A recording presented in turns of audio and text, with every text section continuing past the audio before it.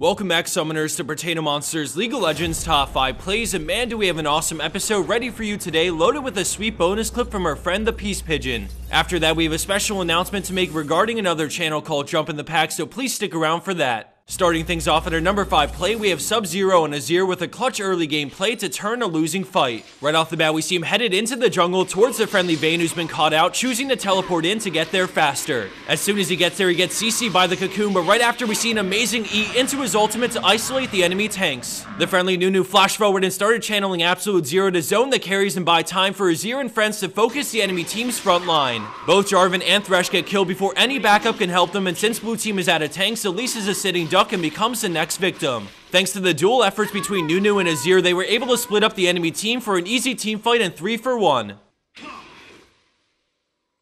Coming in at our number 4 spot is Manatee Joe and Orianna, synergizing really well with Rengar to bamboozle the enemy team. Thanks to an early group, Joe is forced to back off and lose the tower, but with Rengar coming in, she sticks around. The ball goes on him as he finds the bunched up enemy team for a massive wombo engage, instantly getting 2. He doesn't take much damage thanks to the added resistances from the ball and his W as he bursts down Zyra for the double. Rango slowly moves away from Zyra, dodging her passive as Orianna shields, and then together they all in mouths, racing him to the kill to make it a 4-for-0.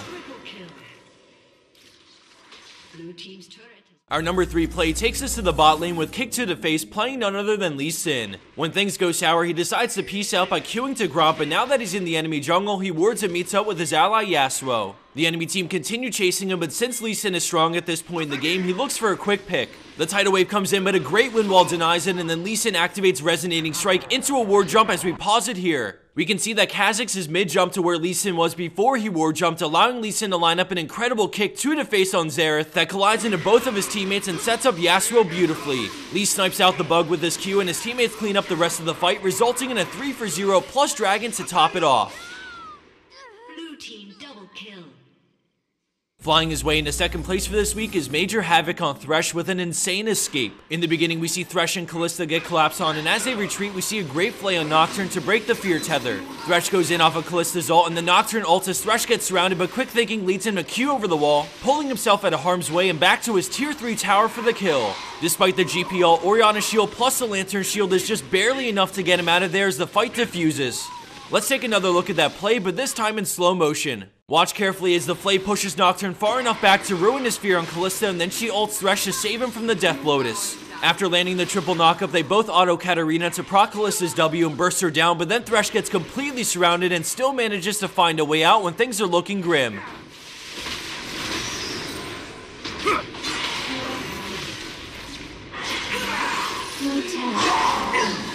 And for our number 1 pro play for this week, we have Advanced 808 on Yasuo, and I wanted to throw a shout out to the friendly Gnar in this play as well. The enemy team recognize that they're split up and get a good engage on the carries, leaving Yasuo and Gnar floating around in their jungle. Once Lucian dies, the enemy team starts to back up for the mid-tier 1, but they know Yasuo is lurking, but what they don't know is that he has company. Gnar jumps over, slamming them into the wall, and then Yasuo's ultimate completely crushes them for 2 kills right off the bat. They split up in every which way, and as Gnar finishes off Nami, Yasuo takes off after Ahri, eventually bringing her down a few moments later. In a dead-even game where things could go either way, it's timing and on-the-fly decision-making that turned what looked like a disaster into a 4-for-1 in red team's favor. And for the bonus clip of the week, we have OBC with a perfectly synergized triple snipe.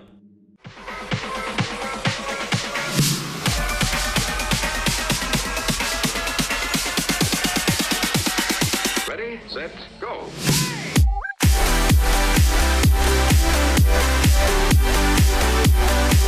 Really? Chopping fucking. Oh my god, snipes.